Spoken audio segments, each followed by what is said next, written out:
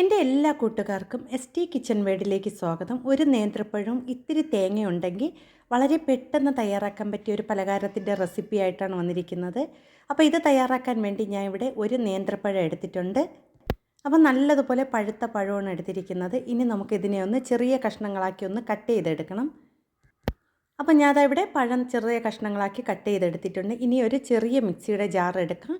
അപ്പോൾ നമ്മൾ ചെറിയ ജാർ എടുക്കുന്ന പഴം നല്ലതുപോലെ പെട്ടെന്ന് അരഞ്ഞ് കിട്ടാൻ വേണ്ടിയാണ്. ഇനി ഇതിലേക്ക് ആ ഒരു പഴം ചേർത്ത് കൊടുക്കാം. ഇനി ഇതിലേക്ക് ഒരു പിടി അളവിൽ തേങ്ങ ചേർത്ത് കൊടുക്കാം.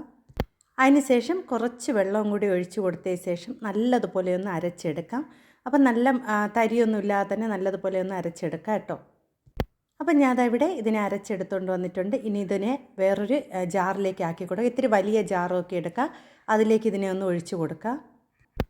അപ്പോൾ ഞാനവിടെ അരച്ച പഴക്കൂട്ടെല്ലാം ഇതിലേക്ക് ഒഴിച്ച് കൊടുത്തിട്ടുണ്ട്. ഇനി നമുക്കിതിലേക്ക് അരക്കപ്പ് അളവിൽ മൈദാമാവ് ചേർത്ത് കൊടുക്കാം.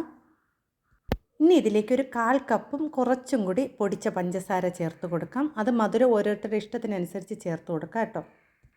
അടുത്തതിലേക്ക് 2 സ്പൂൺ അളവിൽ പാൽപ്പൊടി ചേർത്ത് കൊടുക്കാം. ഇനി ഇതിലേക്ക് 2 മുട്ട പൊട്ടിച്ചൊഴിച്ച് കൊടുക്കാം. അടുത്ത ഞാൻ ഇതിലേക്ക് ചേർത്ത് കൊടുക്കുന്നത് ഒരു നുള്ളു ഉപ്പ്. നമുക്ക് ആ ഒരു മധുരം ഒന്ന് ബാലൻസ് ചെയ്യാൻ വേണ്ടി ഒരു നുള്ളു ഉപ്പും 1/4 ടീസ്പൂൺ അളവിൽ ഏലക്കപ്പൊടിയും കൂടി ചേർത്ത് കൊടുക്കാം. അതിനുശേഷം നമുക്കിതിനെ നല്ലതുപോലെ ഒന്ന് അരച്ചെടുത്തുകൊണ്ട് വേണം. ഒട്ടും തരിയില്ലാതെ നല്ലതുപോലെ ഒന്ന് അരച്ചെടുത്തുകൊണ്ട് വരാം കേട്ടോ. അപ്പോൾ ഞാൻ അരച്ചെടുത്തുകൊണ്ട് വന്ന കൂട്ടിലേക്ക് 1 സ്പൂൺ അളവിൽ സൺഫ്ലവർ ഓയിലും ഒരു 1/4 ടീസ്പൂൺ അളവിൽ ബേക്കിംഗ് പൗഡറും കൂടി ചേർത്ത് നല്ലതുപോലെ ഒന്ന് അരച്ചെടുക്കാം. ഇനി ഇവിടെ ഒരു കേക്ക് ടിൻ എടുത്ത് വെച്ചിട്ടുണ്ട്. അതിലേക്ക് ബട്ടർ പേപ്പർ വെച്ച് കൊടുത്തിട്ടുണ്ട്. ഇനി അതിലേക്ക് നമുക്ക് ഈ ഒരു കൂട്ടൊന്ന് ഒഴിച്ചു കൊടുക്കാം. ഇനി ഇതിലേക്ക് നമുക്ക് കുറച്ച് അണ്ടിപ്പരിപ്പും മുന്തിരിയും കൂടി വെച്ച് ഒന്ന് ഡെക്കറേഷൻ ചെയ്ത് കൊടുക്കാം.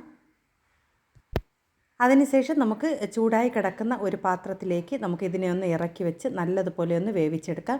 ഒരു 25 മിനിറ്റ് ആകുമ്പോൾ തന്നെ ഇത് നല്ലതുപോലെ ഒന്ന് വെന്ത് കിട്ടും കേട്ടോ. അപ്പം ഞാനവിടെ 25 മിനിറ്റ് ആയപ്പോൾ ഒന്ന് തുറന്ന് നോക്കി. നല്ലതുപോലെ വെന്ത് കിട്ടിയിട്ടുണ്ട് കണ്ടോ. നല്ല സ്പോഞ്ചായിട്ടുള്ള നല്ല പഞ്ഞി പോലത്തെ ഒരു കേക്കാണ് കേട്ടോ. നമുക്ക് വൈകുന്നേരം കട്ടൻ ചായക്കൊപ്പമൊക്കെ കഴിക്കാൻ പറ്റിയ നല്ലൊരു കേക്കാണ്. അപ്പോൾ ഇനി ഇത് നമുക്ക് നല്ലതുപോലെ ചൂടാറിയ ശേഷം നമുക്ക് ഈ ഒരു ബട്ടർ പേപ്പറൊക്കെ ഒന്ന് മാറ്റിയെടുക്കാം കേട്ടോ. അങ്ങനെ നല്ല സ്വാദിഷ്ടമായ വളരെ പെട്ടെന്ന് തയ്യാറാക്കാൻ പറ്റിയ നേന്ത്രപ്പഴവും തേങ്ങയും കൊണ്ടുള്ള പലഹാരം ഇവിടെ തയ്യാറായിട്ടുണ്ട്. ഇതെല്ലാവരും ഒരിക്കലെങ്കിലും തയ്യാറാക്കി നോക്കണം. വീഡിയോ ഇഷ്ടപ്പെടുകയാണെങ്കിൽ എൻ്റെ ചാനലൊന്ന് സബ്സ്ക്രൈബ് ചെയ്ത് സപ്പോർട്ട് ചെയ്യണേ. അപ്പോൾ ഇപ്പോൾ നല്ല ചൂടാണ്. ചൂടാറിയ ശേഷം കട്ട് ചെയ്ത് ഉപയോഗിക്കാം കേട്ടോ.